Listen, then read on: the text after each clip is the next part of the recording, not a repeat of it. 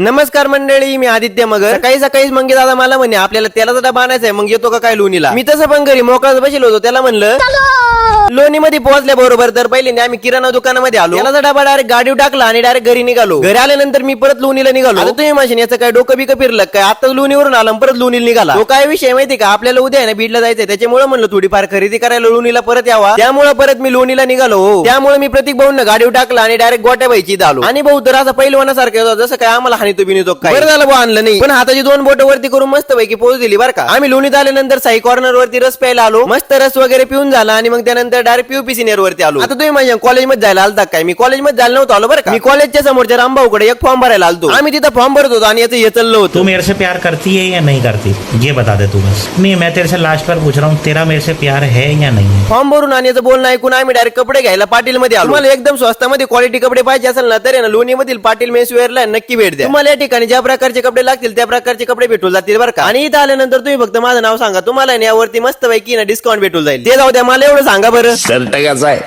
कडक आहे की नाही. खरेदी करून चांगलीच भूक लागली, त्याच्यामुळे मग पाणीपुरी खायला डायरेक्ट भैरुनाथ पाणीपुरीवाले आलो. म्हणलं पहिलं पेट पूजा मग काम तुझ्या. आपल्या गोट्याबाईला विचारलं पाणीपुरी कशी, तो म्हणतो एक नंबर. आणि याच बरोबर आमचे काम उरकून आम्ही डायरेक्ट घरी निघालो आणि आमच्या दिवसाचा पण ते शेवट झाला.